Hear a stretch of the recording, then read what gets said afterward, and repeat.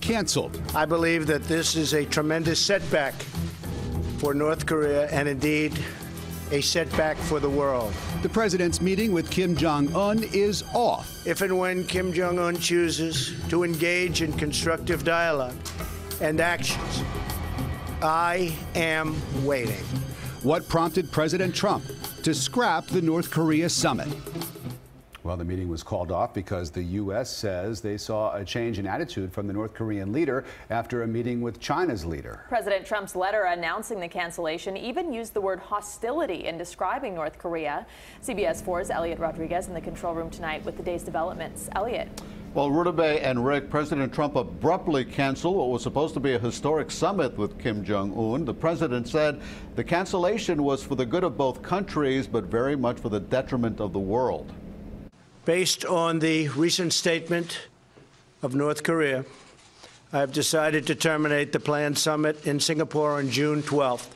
President Trump pulled the plug on his summit with Kim Jong-un less than 3 weeks before it was to take place. I believe that this is a tremendous setback for North Korea and indeed a setback for the world. The president sent a letter to Kim writing, "Sadly, based on the tremendous anger and open hostility displayed in your most recent statement, I feel it is inappropriate at this time to have this long-planned meeting."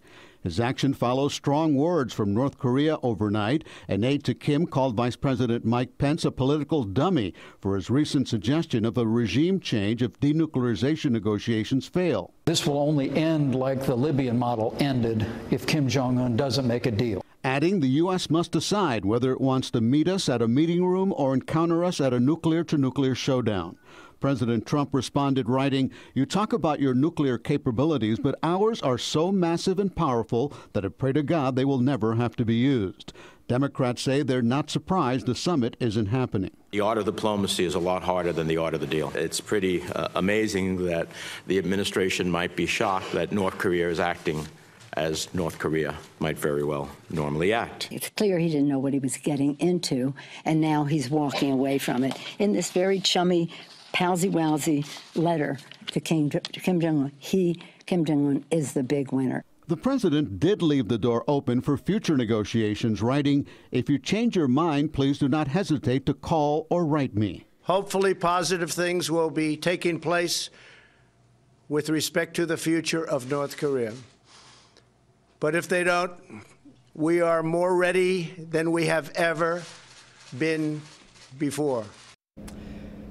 In his letter to Kim, President Trump thanked the North Korean leader for releasing 3 Americans held captive in the communist country, calling it a beautiful gesture that was much appreciated. Rick and Rudabeh, back to you.